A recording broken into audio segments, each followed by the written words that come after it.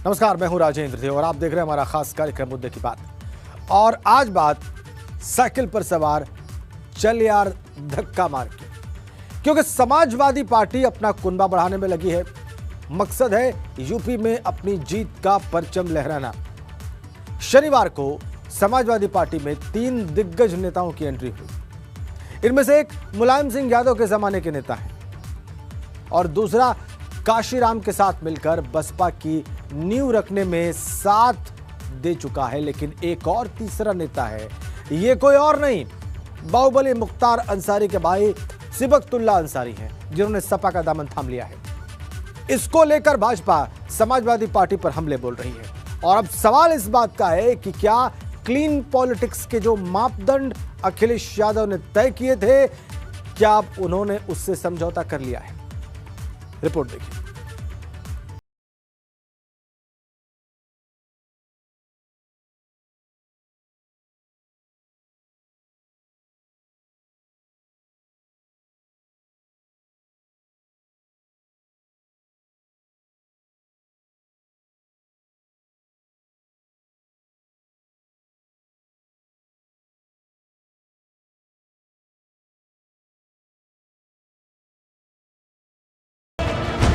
अखिलेश यादव के त्रिमूर्ति अंबिका, सिबकतुल्ला और राजभर।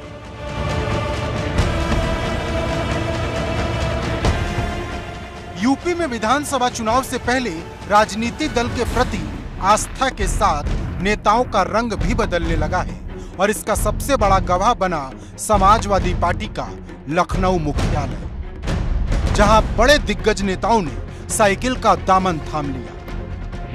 पहला नाम अंबिका चौधरी का है, जो पुराने समाजवादी नेता हैं। मुलायम और अखिलेश दोनों की सरकार में कैबिनेट मंत्री रहे, लेकिन 2017 के विधानसभा चुनाव से पहले सपा का दामन छोड़ बसपा में शामिल हो गए थे, लेकिन अब फिर से साइकिल पर सवार हो गए हैं। खुद अखिलेश यादव ने उन्हें पार्टी की सदस्यता दिलाई तो आंख भर आई।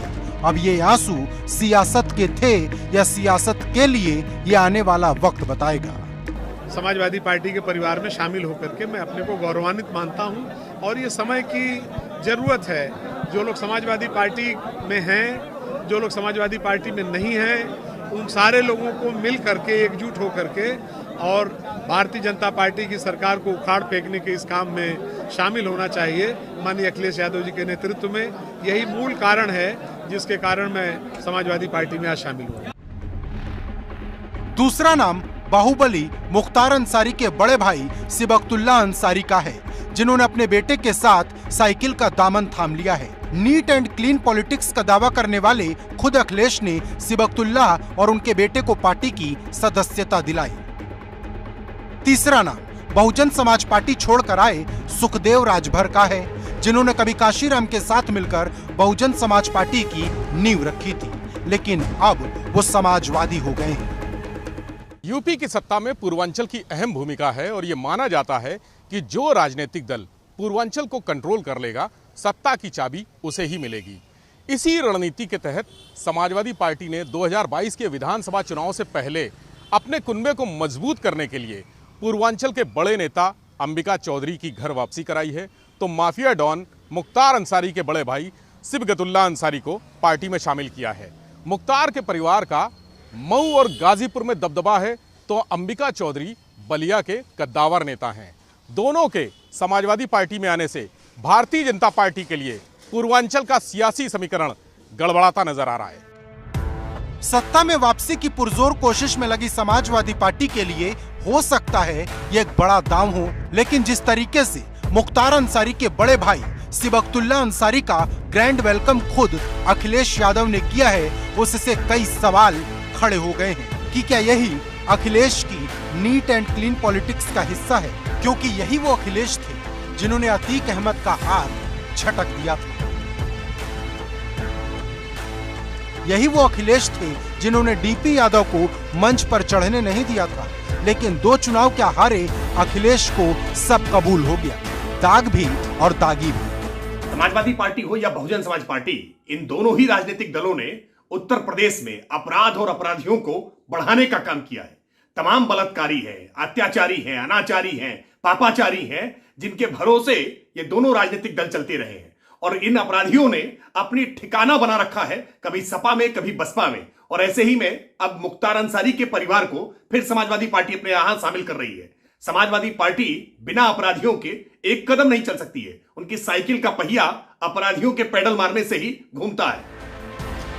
अभी ज्यादा दिन नहीं बीते हैं, यूपी के विधानसभा सत्र को खुद सीएम योगी तंज कसते हुए ये कह गए थे कि जिन अपराधियों को उन्होंने जेल में डाला, उन्हें यही विपक्ष टिकट देगा। और अब ये बात साफ होती दिख रही है, क्योंकि अभी सिर्फ सदस्यता मिली है। कल चुनाव होंगे तो क्या टिकट नहीं मिलेगा? वे महिला कल्याण की बात करते हैं। महिला कल्याण की बात वे लोग कर रहे हैं जो एक दुर्दांत माफिया को अपने राज्य में शरण देकर के उसको प्रोटेक्ट कर रहे थे। एक होड़ लगी थी उस दुर्दांत माफिया को अपने पक्ष में करने के लिए, अभी भी लगेगी। चुनाव आ रहे हैं, लेकिन सिनेरियो बदला है। अखिलेश यादव अपने पिता के दौर के हर पुराने नेता को वापस लाने की बात कर रहे हैं। तो क्या उन सभी नेताओं की घर वापसी भी होगी, जिनके कारण सपा को एक पार्टी विशेष तमगे से बुलाया जाता था? पार्टी के कार्यक्रमों को, सिद्धांतों को मजबूत करने की जो प्रयास होगा, उसमें हम लोग सफल होंगे और आने वाले समय में समाजवादी पार्टी की बहुमत की सरकार बने, उस दिशा में हम सब लोग मिलकर के काम करेंगे। अब मुद्दे की बात यह है कि क्या 2 चुनाव की हार ने अखिलेश को तोड़ दिया है? क्या अखिलेश ने मान लिया है कि बिना दागियों को साथ लिए सत्ता में आना उनके बस की बात नहीं? क्योंकि अब अखिलेश उसी मॉडल पर काम करते नजर आ रहे हैं जिस पर मुलायम सिंह यादव और उनके चाचा शिवपाल यादव किया करते थे। Bureau report, ABP Ganga. और अब बात महामहिम की उस सौगात की जो न सिर्फ गोरखपुर बल्कि पूरे प्रदेश का भाग्य बदल देगी। यूपी दौरे पर आए राष्ट्रपति रामनाथ कोविंद शनिवार को गोरखपुर पहुंचे। वहां पर उन्होंने आयुष यूनिवर्सिटी का शिलान्यास किया और ये विश्वविद्यालय प्रदेश की चिकित्सा के क्षेत्र में बड़ा बदलाव लाएगा। वहीं इस ऐतिहासिक मौके पर मुख्यमंत्री योगी भी मौजूद रहे, या यूं कहें कि सारा काम उन्हीं की देखरेख में हो रहा था। रिपोर्ट देखिए।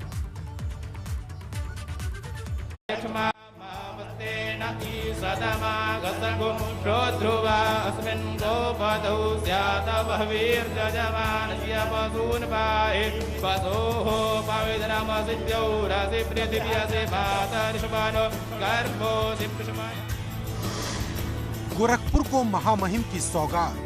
भगवान शंकर की, भगवान शंकर की, मर्यादा पुरुषोत्तम राम की, गुरु गोरक्षनाथ महाराज की जय हो। ज्ञान आध्यात्म के साथ स्वास्थ्य की बात।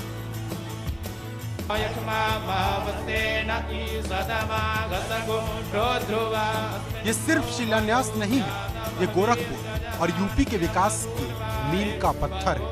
जब राष्ट्रपति रामनाथ कोविंद ने गोरखपुर में आयुष यूनिवर्सिटी का शिलान्यास किया तो पूरा परिसर मंत्रों के उच्चार से गूंज उठा।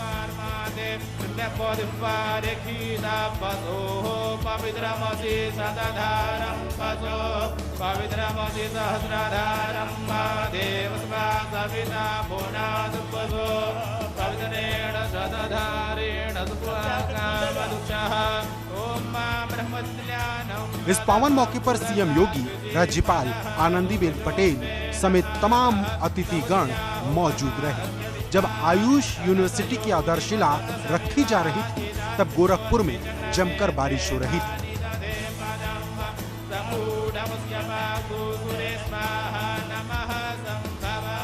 भगवान इंद्रदेव भी अपना आशीर्वाद देने के लिए हम सबके बीच में आ गए कि किसी शुभ कार्य जब संपन्न हो रहा हो, उस दौरान यदि आकाश से पानी की बूंदें गिरने लगें, अत्यतम शुभम हो गया। आपको बता दें कि आयुष यूनिवर्सिटी 56 एकड़ में बनेगी, जिस पर करीब 300 करोड़ रुपए खर्च हुए और 3 साल के भीतर ये बनकर तैयार हो जाएगी। राष्ट्रपति रामनाथ कोविंद की माने तो ये यूनिवर्सिटी न सिर्फ गोरखपुर बल्कि पूरे प्रदेश के लिए मील का पत्थर साबित होगी। राष्ट्रपति रामनाथ कोविंद ने अपने संबोधन में राष्ट्रपिता महात्मा गांधी का भी जिक्र किया। उन्होंने कहा कि महात्मा गांधी ने भी प्राकृतिक चिकित्सा को बढ़ावा दिया और कोविड काल में आयुष चिकित्सा पद्धति ने अपनी महत्वपूर्ण भूमिका निभाई। भारतीय चिकित्सा पद्धति, विशेष तौर पर प्राकृतिक चिकित्सा की बात हो तो राष्ट्रपिता महात्मा गांधी का स्मरण स्वाभाविक है। गांधी जी कहा करते थे कि हम सबको अपने शरीर के, गांव के, अपने आसपास के क्षेत्र के बारे में ज्ञान होना चाहिए। इस कार्यक्रम में सबसे ज्यादा एक्टिव खुद सीएम योगी नजर आए, जो कि राष्ट्रपति के कार्यक्रम की तैयारी का जायजा लेने एक दिन पहले ही गोरखपुर पहुंच गए थे। इस दौरान उन्होंने आयुष चिकित्सा पद्धति में महायोगी गोरखनाथ के लिए योगदान का खास तौर पर जिक्र किया। महायोगी गोरखनाथ विश्वविद्यालय का यह उद्घाटन का एक कार्यक्रम आज यहाँ पर माननीय राष्ट्रपति जी के कर कमलों से, माननीय राज्यपाल जी की उपस्थिति में आज यहाँ पर संपन्न हो रहा है। आज गोरखपुर वासियों को और के लिए, पूर्वांचल वासियों के लिए एक अद्भुत घटना है। इसके साथ ही राष्ट्रपति रामनाथ कोविंद ने महायोगी गोरखनाथ विश्वविद्यालय का लोकार्पण भी किया और श्री गोरखनाथ विश्वविद्यालय के विजिटर रजिस्टर में विचार भी व्यक्त किए। हम आपको अगर दिखाएं कि जब ये बनकर तैयार होगा आयुष विश्वविद्यालय, महायोगी गुरु गोरखनाथ के नाम पर जो आयुष विश्वविद्यालय बनाया जाएगा वो कुछ इस तरह का होगा। इस तरीके से उसकी डिज़ाइन होगी। ये उसके यहाँ पर जो मॉडल है उसकी कुछ तस्वीरें लगाई गई हैं। आप देखिए कितना भव्य ये जो आयुष विश्वविद्यालय बनाया जा रहा है वो कुछ इस तरह का होगा। एक तरह से राष्ट्रपति रामनाथ कोविंद ने यूपी को कई सौगातें दी, लेकिन चिकित्सा और शिक्षा को लेकर जो सौगात दी है उसे पूरा प्रदेश याद रखेगा।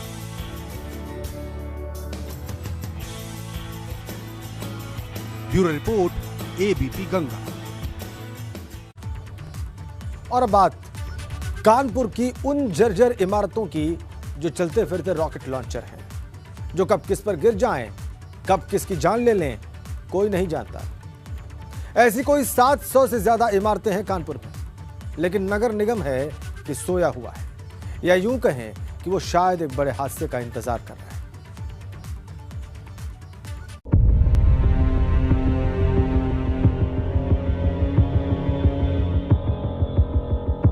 कानपुर में जर्जर इमारत के बीच मुश्किल में जिंदगी। 1 साल के बाद भी सोया है नगर निगम। क्या हादसे के बाद जागेगा प्रशासन? ये कानपुर महानगर की वो जर्जर इमारतें हैं जिन्हें अपनी उम्र पूरा किए सालों बीत चुका है। अब ये इमारतें न सिर्फ ढह रही बल्कि आते जाते लोगों पर मौत बनकर गिर रही हैं। कई लोग तो इन इमारतों की चपेट में आकर मौत के मुंह में समा चुके हैं, लेकिन बावजूद इसके प्रशासन सोया है।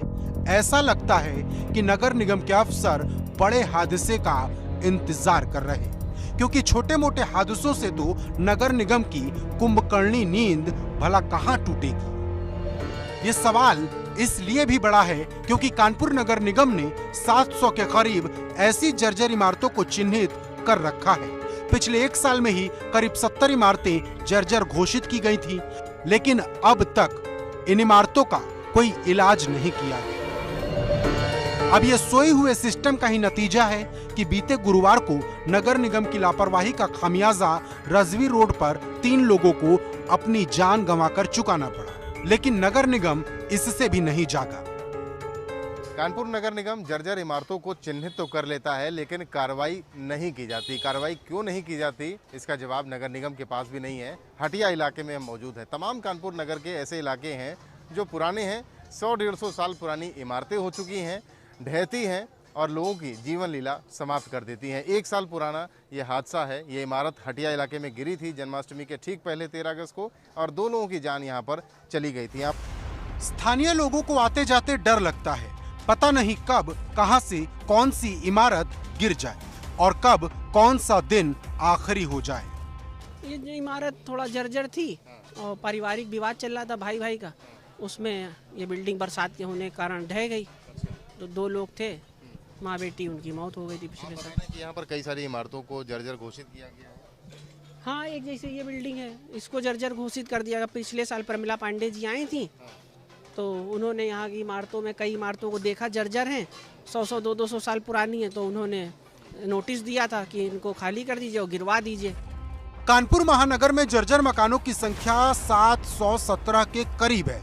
बरसात के मौसम में ये इमारतें किसी रॉकेट लॉन्चर से कम नहीं लगती, जो कब गिर जाए कहा नहीं जा सकता। हुई जिसमें कि एक पुराना जर्जर मकान गिर गया। इसमें 3 लोगों की मृत्यु हुई और एक व्यक्ति गंभीर रूप से घायल है। ये बहुत दुख का विषय है, क्योंकि ये घर चिन्हित था एक पुराने घर के रूप में, जर्जर भवन के रूप में। सो ऐसी घटनाएं दोबारा ना हो, इसके लिए नगर निगम के साथ मिलकर हम लोग काम कर रहे हैं। नगर निगम से हमने अनुरोध किया है, नगर आयुक्त महोदय से, कि ऐसे जो भी भवन जर्जर हैं, गिरासू हैं, उनको जो नियमानुसार खाली करने के प्रबंध हैं वो किए जाएं। अब कानपुर में ये जर्जर इमारतें कौन कौन से इलाके में हैं, ये भी समझ लीजिए। दरअसल कानपुर के कई ऐसे मोहल्ले हैं जहां 100 साल से भी पुरानी इमारतें हैं। इन मोहल्लों में शिवाला, बादशाही नाका, हटिया, धनकुट्टी, बिरहाना रोड, सिरकी मोहाल, खपरा मोहाल, नयागंज, यतीम खाना, कमला टावर, कोपरगंज, सीसा मऊ, बेकनगंज, चमनगंज, मेस्टन रोड, मूलगंज, नई सड़क, दर्शनपुरवा और जाजमऊ जैसे इलाके हैं जहां जर्जर इमारतें सिर दर्द बन चुकी हैं। 100 से ज्यादा भवनों को खुद गिराने का नोटिस नगर निगम दे चुका है, जबकि 523 लोगों ने अभी तक अपनी इमारतों को गिराने के लिए आवेदन भी किए हैं। लेकिन 157 जर्जर भवन ऐसे हैं जो मकान मालिक और किराएदार के विवाद में फंसे हैं। नगर निगम के अफसरों की लगातार लापरवाही को देखते हुए कानपुर पुलिस कमिश्नरी भी अब सक्रिय है। इसमें जो जर्जर इमारतें हैं, इसको हम लोगों ने चिन्हित करके हम लोगों ने पूरा अपना टीम बना के पूरा फील्ड में एनफोर्समेंट में उन लोगों को नोटिस भी देते हैं, और इसमें पुलिस का भी हम लोग सहयोग लेते हैं, और उनके माध्यम से भी हम लोग लोगों को घर खाली कराते हैं। इसमें हम लोग अभियान के तौर पे काम कर रहे हैं, और इसमें हम लोगों को अनुरोध भी करेंगे, अगर आपका घर जर्जर है तो आप उसमें अपने स्वयं में संज्ञान में लेते हुए उसको खाली करिए, और प्रशासन आपका पूरा सहयोग करेगा। लेकिन नगर निगम कब सक्रिय होगा, ये बड़ा सवाल है। देखिए ये जो इमारत है आपको दिखाना चाहेंगे, ये इमारत पर भी नोटिस लगा हुआ है, लेकिन नीचे अपनी एक्टिविटी लोग अपना कर रहे हैं। मजबूरी भी है, व्यवसाय करना है, पेट पालना है। ऐसे पूरे इलाके में अगर बात की जाए, हटिया है, मूलगंज है, जनरलगंज है, तमाम डेंस पॉपुलेटेड इलाके हैं। यहाँ पर बहुत आबादी रहती है, छोटी छोटी सकरी गलियाँ हैं, और ये 100 साल पुरानी इमारतें इस तरीके से खड़ी हुई हैं, जिनको नगर निगम ने जर्जर घोषित भी कर दिया है, लेकिन लोग यहाँ से जाने को तैयार नहीं है। हादसा होता है, हादसे में लोगों की मौत हो जाती है, और शासन प्रशासन वहाँ पर पहुँचता है, मुआवजे का ऐलान हो जाता है, लेकिन इससे आगे कुछ नहीं होता। लोगों की जीवन लीला समाप्त होती है, हादसों में अनहोनी हो जाती है, लेकिन होता कुछ नहीं है। जर्जर इमारतें बदस्तूर हादसे का इंतजार करती हैं। कानपुर से कैमरामैन पंकज निगम के साथ रतीश त्रिवेदी, एबीपी गंगा। तो कानपुर नगर निगम की तस्वीर आपने देखी, अब गाजियाबाद नगर निगम की भी देख लीजिए, जिसकी लापरवाही ने सरकारी खजाने को करोड़ों का चूना लगा दिया है, क्योंकि उसने एक विज्ञापन कंपनी के साथ 100 रुपए के स्टाम्प पर करार किया, लेकिन जब जांच हुई इसकी तो हड़कंप मच गया। देखिए।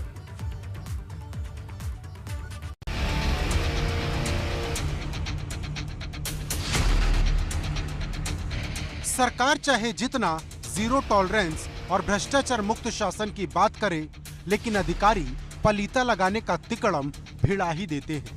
तस्वीरों में दिख रहा गाजियाबाद का नगर निगम इन दिनों सवालों के घेरे में है। आरोप है कि Messrs media 24/7 advertising private limited विज्ञापन कंपनी ने 100 रुपए के स्टाम्प पर करार किया और 5 करोड़ की स्टाम्प चोरी कर डाली।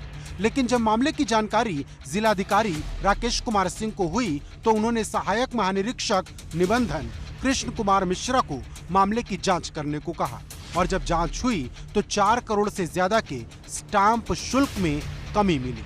इसके साथ ही निबंधन शुल्क में भी 1 करोड़ रुपए की कमी पाई गई। इसके बाद पूरे महकमे में हड़कंप मच गया, जिसके बाद मुकदमा दर्ज किया गया। एक बड़ा गड़बड़ झाला सामने आया। एआईजी स्टाम्प ने इसका खुलासा किया है।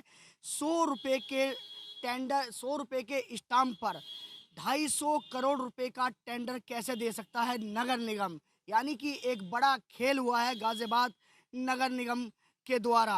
वही स्टाम्प एआईजी स्टाम्प ने इस पूरे खुलासे को करते हुए ये कहा है कि इस पर 5 करोड़ रुपए का जुर्माना लगाया गया, वहीं इस पर केस भी दर्ज किया गया है।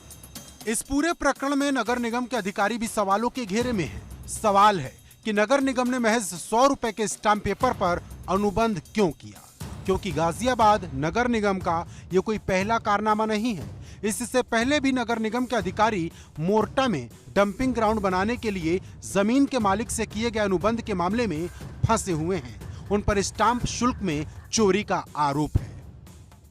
जब नगर आयुक्त महेंद्र सिंह तंवर से बात की गई तो उन्होंने हाथ खड़े कर दिए, साफ कह दिया कि स्टाम्प मामले से उनका कोई लेना देना नहीं। वहीं इस मामले में एआईजी स्टाम्प के शर्मा ने कैमरे के सामने बोलने से तो साफ मना किया, लेकिन उनकी सारी बातें कैमरे में कैद हो गई।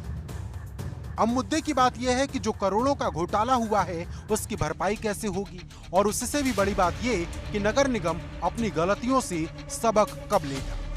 अगर बात करें गाजियाबाद नगर निगम की, तो गाजियाबाद नगर निगम में ये पहला मामला नहीं है जहां पर लगातार जो भ्रष्टाचार के मामले हैं सामने आते रहे हैं। उन सभी भ्रष्टाचार मामलों में लगातार जांच की बात कही जाती है, लेकिन वह जांच आज तक भी पूरी नहीं हुई है। क्यों उन जांचों की भी एक जांच जरूर होनी चाहिए। हालांकि जितनी भी जांचें बैठती हैं गाजियाबाद में, उन सभी जांचों की जांच पूरी क्यों नहीं होती। गाजियाबाद से शक्ति सिंह, एबीपी गंगा। और आइए बात करते हैं देश की उस प्रतिष्ठित यूनिवर्सिटी की जो इन दिनों शिक्षा की जगह जंग का मैदान बना हुई। बीते 8 महीने में 4 बार यहां पर बवाल हो चुका है। हम बात करें बनारस हिंदू यूनिवर्सिटी BHU की। यहां 26 जनवरी को हुई हिंसा को लेकर 11 छात्रों पर मामला दर्ज किया गया, लेकिन यह हिंसा क्यों हुई, क्यों बार बार BHU जंग का मैदान बन जाता है, ये आपको इस रिपोर्ट में दिखाते हैं।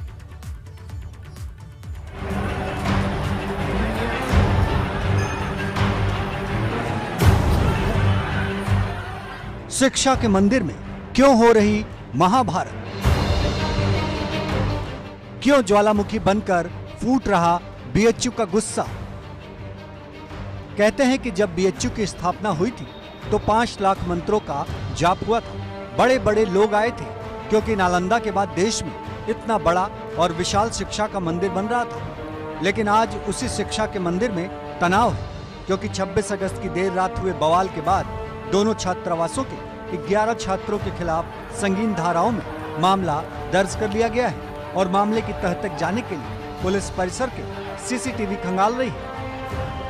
BHU के माहौल में सरगर्मी बरकरार है और आपको बता दें कि बीते दिनों हुए बवाल के बाद कुल 11 छात्रों के विरोध में दोनों हॉस्टल के, दोनों छात्रावासों के 11 छात्रों के विरोध में लंका थाने में मामला दर्ज किया जा चुका है और पुलिस इस पूरे मामले को लेकर परिसर का CCTV खंगाल रही है और साफ तौर पर यह कहा गया है कि दोषी छात्रों पर कार्रवाई तय है। उधर BHU प्रशासन ने छात्रों से हॉस्टल खाली करने का अल्टीमेटम दे दिया है। छात्र भी छात्रावास से अपना सामान लेकर पलायन करने लगे हैं। लेकिन सवाल बड़ा है कि जिस BHU में शिक्षा का पाठ पढ़ाया जाता है वहाँ छात्रों को लाठी डंडे चलाने की शिक्षा किसने दी? क्यों BHU ज्वालामुखी का ढेर बन गया है? और क्या वहाँ गुटबाजी इतनी हावी हो गई है कि फर्क करना मुश्किल हो रहा है कि ये छात्र हैं या अपराधी? क्योंकि 26 अगस्त की रात जो कुछ हुआ वो कोई पहली बार नहीं था, क्योंकि बीते 8 महीनों में BHU 4 बार जंग का मैदान बन चुका है। 23 मार्च 2021 लाल बहादुर शास्त्री और बिरला हॉस्टल के छात्रों के बीच मारपीट। 27 जून 2021 मेडिकल छात्रों और बिरला हॉस्टल के छात्रों के बीच मारपीट। 16 अगस्त 2021 BHU LD गेस्ट हाउस के पास छात्रा से छेड़खानी और मारपीट। सुरक्षा तंत्र पर लाखों का खर्च, फिर भी BHU परिसर विवादों से घिरा हुआ। जी हाँ, आपको बता दें कि महामना की बगिया में लगातार विवाद होते हैं और वो विवाद पथराव और आगजनी का रूप लेते जा रहे हैं। दावे बड़े बड़े किए जा रहे हैं, लेकिन इन दावों की सच्चाई जमीन पर ना के बराबर है। छात्रों का आरोप है कि BHU प्रशासन का कोई भी नुमाइंदा इनके बीच नहीं आता।